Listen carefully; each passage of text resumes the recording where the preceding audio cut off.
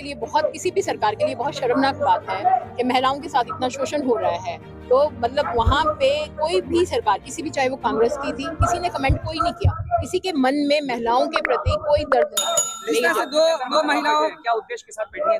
हम जंतर मंतर में बैठे हैं कि ये जो सिस्टम है, जो इतना अन्याय हो रहा है, हर स्टेट में हो रहा है, कहाँ, जब तक हम लोग उसको, सिस्टम को चेंज नहीं करेंगे, हम चेंज करने के लिए, बदलाव के लिए बैठे हैं, ताकि जो सबका दर्द है, जितनी महिलाओं का, मतलब महिलाओं का तो कोई धर्म नहीं होता, बच्चों का कोई धर्म नहीं होता। हम जाते हैं सड़क पे, हमें कोई बच्चा मिलता है, हम उसको उठाते हैं, हम उसको बताते हैं कि भाई तू हिंदू समाज से है, तू बहुजन समाज से है, तू किसी भी उससे है।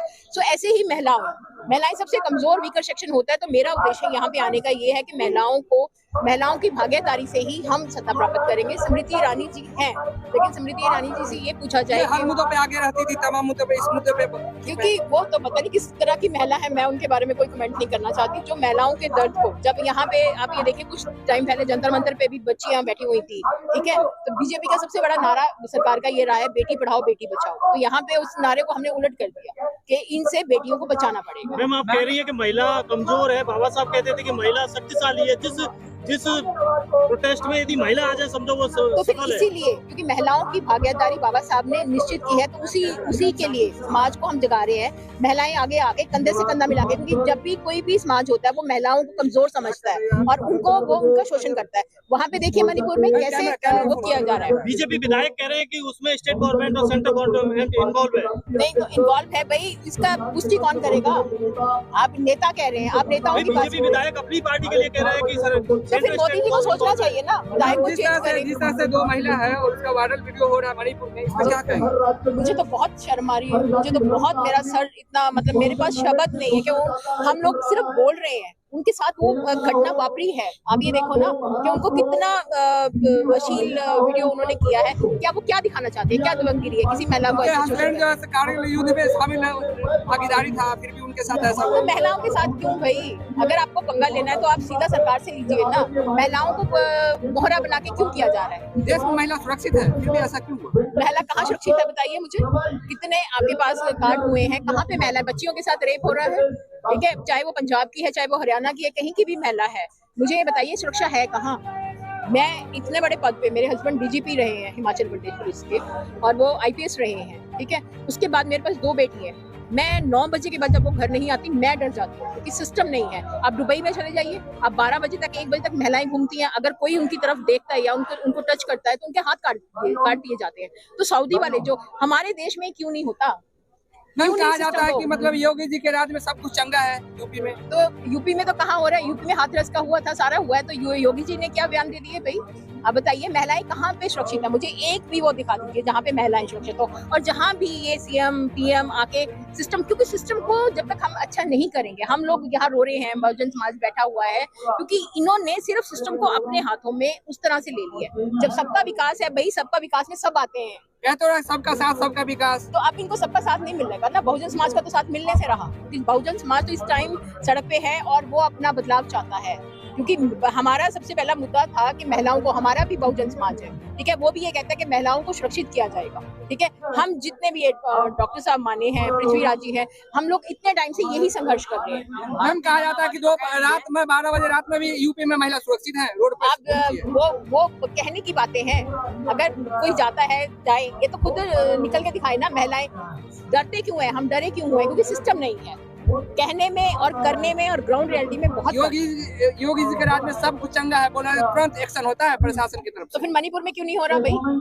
सारे सीएम क्यों नहीं इकट्ठे होते और पीएम को क्यों नहीं कहते कि सिस्टम बनाया जाए? मणिपुर में तो गवर्नमेंट बीजेपी की है, तो क्यों नहीं सिस्टम को चेंज कर रही है? वो क्यों महिलाओं के साथ इतना हो रहा है? ये विपक्षियों की साजिश बता रहे हैं।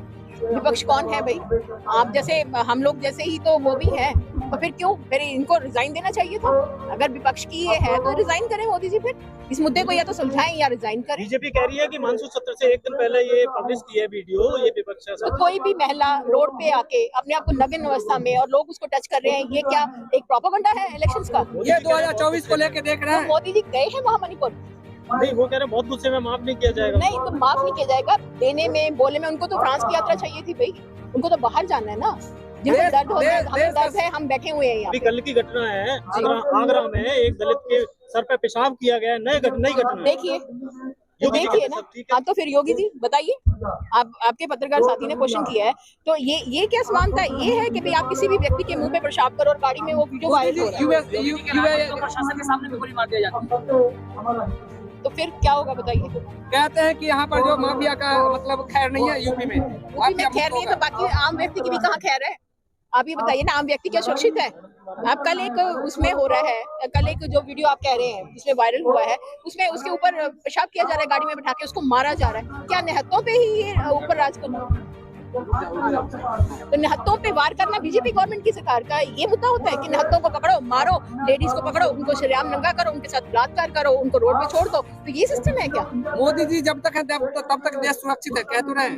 हाँ, हमें विश्वास नहीं है किसी भी उस पे। मणिपुर की हिंसा को लेकर के क्या लगता है कि इसका सोल्यूशन कैसे निकालें? वहाँ जाए, मोदी जी जाए, कोई भी जाए, एक कमेटी गठित की जाए और सुप्रीम कोर्ट के अंडर चीफ जस्टिस को इसमें इंटरवीन करना चाहिए। मिजोरम और असम में भी शुरू हो गया है, ये तो बढ़ रहा है। वो 7 सिस्टर्स को करेंगे भाई नॉर्थ ईस्ट में। वो अभी जो आप ये बताइए, जितने हिंसक व्यक्ति होते हैं इनका कोई धर्म होता है?